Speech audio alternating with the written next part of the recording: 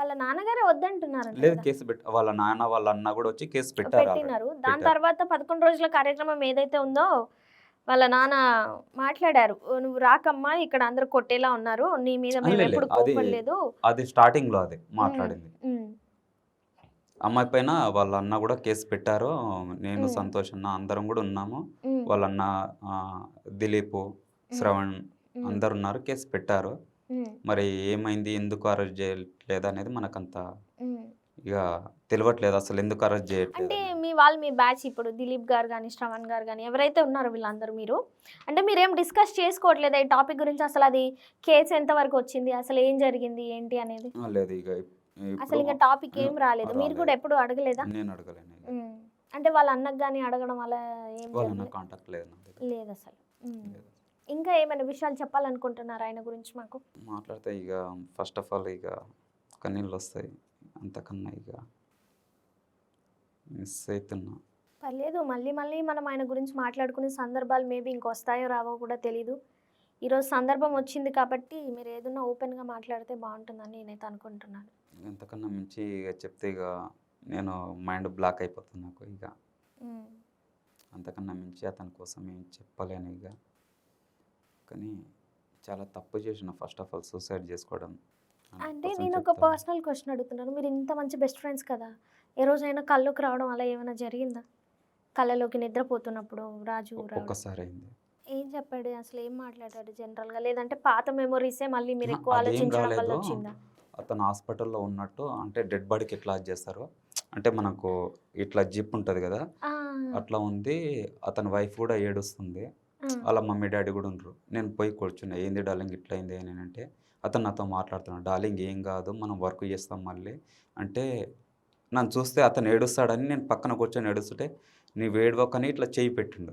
"నువ్వు ఆహా! ఏడవకు. హ్మ్. నేనున్నాను గదా నీకు సపోర్ట్‌గా" అని అట్లా ఒక్కసారొచ్చింది అంతే. అంతే ఇంకెప్పుడు రాలేదు. అంతే ఒక్కసారొచ్చింది అంతే. సో, అంటే రాజుతో ఇదొక ప్రాజెక్టే ఉందా? ఇంకా వేరే ప్రాజెక్ట్‌లు ఏమైనా ఉన్నాయా? ఇంకా ఆయనయి సెపరేట్‌గా రిలీజ్ అవ్వాల్సినయి గాని, మీ ప్రాజెక్ట్‌లలో గాని ఇ ఇంతవరకే ఉన్నాయా? ఇది లాస్ట్ ఇగ అనేది యాక్టింగ్ చేసింది గూడా ఏం లేదు. హ్మ్. లాస్ట్ ఇదే అనుకుంటా ఇగ. ఇదే లాస్ట్. అన్నీ రిలీజ్ అయిపోయినాయి. ఇదే హ్మ్. లాస్ట్. బట్ మీరు ఐ థింక్ మీరు హోప్‌ఫుల్లీ కొంచెం డిప్రెస్డ్ అవ్వకుండా ఆయన కోసమైనా సరే అవుట్‌పుట్ ఫుటేజ్‌ని చక్కగా బయటికి తీసుకొచ్చి, దాన్ని ఆయనకి డెడికేట్ చేస్తూ చాలా బాగా దీన్ని సూపర్ హిట్ చేస్తే బావుంటుందని నేనైతే స్టార్టింగ్‌లో అనుకుంటున్నాను. నుంచి మ్యాటర్ గూడా ఏపిచ్చాము. అది ఇంకా అది ఉంది. అది సొంతంగా రాసి మా ఆహా! రైటర్ రాసి అతని ఆహా! కోసం ఓకే. అనేది రాజు వర్డ్స్ కోసం రాసి రాస్తున్నారా? ఓకే. ఓకే. హ్మ్. స్టార్టింగ్‌లో పెట్టేసాము ఆల్రెడీ. హ్మ్. సాంగ్ కూడా అసలు చాలా బావుంది. డెప్త్ కనెక్ట్ అయ్యే వాళ్ళకి ఖచ్చితంగా అవుతుంది. సో, మీరేం నిరాశ పడొద్దు. ఒక రైట్ పైన ఇంకొక రైట్ ఉందని చెప్పారు. సో, ఇంకా మీరు అలాగే ముందుకెళ్ళాలని నేనైతే కోరుకుంటున్నాను. బట్ మీరెప్పుడూ కూడా బాధపడొద్దు. తనున్నాడనే అనుకోండి. ఎందుకంటే మన కోసం చాలా సాంగ్సే పెట్టి వెళ్ళాడు. మీకు గుర్తొచ్చినప్పుడల్లా ఆ సాంగ్స్ వింటూనైనా కొంచెం మీరు రిలాక్స్ అవ్వండి. ఏడవడం, తనని హ్మ్. తలుచుకోవడం అట్లా అనేది ఎట్లా అనుకుంటామండి. ఇప్పుడు హ్మ్. అతను ఉన్నాడని ఎట్లా అనుకుంటాము. ఇప్పుడు ఇప్పుడు ఎలా తీసుకొస్తాం ఆ మనిషిని? తీసుకురాలేము. హ్మ్. తీసుకురాలేము. కానీ అట్లా చేసుకోకుండా ఉండి ఉంటే ఎంత బాగుండే. మాతో ఈరోజు ఉండేవానివి. హ్మ్. కనీసం నీకే ఇబ్బందయినా మాకు తెలిస్తే మేము కొంచెం మా వల్లయితే సాల్వ్ జేసేవాళ్ళం. హ్మ్. మా వల్ల గాకుంటే ఇదని కొంచెం మార్గమన్నది చెప్పేవాళ్ళం. హ్మ్. కానీ అలా చెయ్యకుంటే బాగుండే. కానీ ఈరోజు నువ్వు లేవని ఎంతమందిమి ఏడుస్తున్నాం తెలుసా దిలీప్ అన్న, దిలీప్ అన్న అంటావు. దిలీప్, దిలీప్ అంటావు. ఎంత ప్రాబ్లమ్‌లో ఉన్నాడో తెలుసా? ఎంత ఏడుస్తున్నాడో తెలుసా నీకోసం?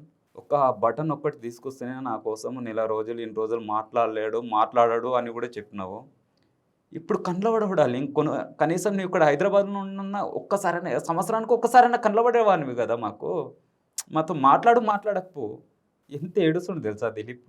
ఎట్లా తట్టుకుంటాం అనుకున్నావు డార్లింగ్ నువ్వు ఇట్లా చేసుకుంటే అసలు?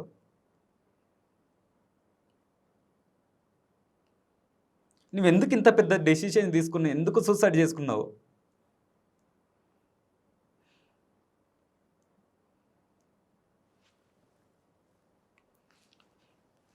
రాత్రి పోయి కూర్చున్నా. నవీన్ అన్న ఎంత ఏడుస్తున్నాడో తెలుసా?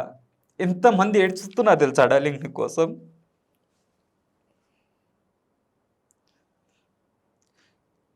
నువ్వు దూరం అయినంక ఫస్ట్ టైమ్ నవీన్ స్టూడియోకెళ్ళినా డార్లింగ్. స్టూడియోలో అడుగు పెట్టంగానే గుర్తుకొచ్చినావు. ఎక్కడికి పోయినా నువ్వే గుర్తుకొస్తున్నావు. ఏం చేయాలి డార్లింగ్ నీ కోసం? నువ్వు లేని నేను ఎక్కడికి వెళ్ళలేను. ఈరోజు నువ్వు చేసిన డైరెక్షన్ది రిలీజ్ ఉంది. అసలు నాకేం చేయాలో కూడా అర్థం అవ్వట్లే. ఎట్లా తీసుకుందాం అనుకున్నావు? ఎందుకు ఇంత పెద్ద డెసిషన్ తీసుకున్నావు? నేను ఒక్కరిని ఇంతకుముందు కూడా సాంగ్ రిలీజ్ అయినప్పుడు నేను ఒక్కరిని కూడా ప్రమోషన్ చెయ్యి ఇట్లా అని అడగలే. మొత్తం అంతా నువ్వే చూసుకున్నావు. ఇప్పుడు నేను ఎవరిని అడగాలి? నాకేం అర్థం అవ్వట్లే. ఎందుకంటే నాకు ఇంతకుముందు ఏదన్నా ఒత్తిడి కలిగించలేవు కదా నాకు. ఇప్పుడు నేను ఎవరిని అడగాలని కూడా నాకు అర్థం అవ్వట్లే.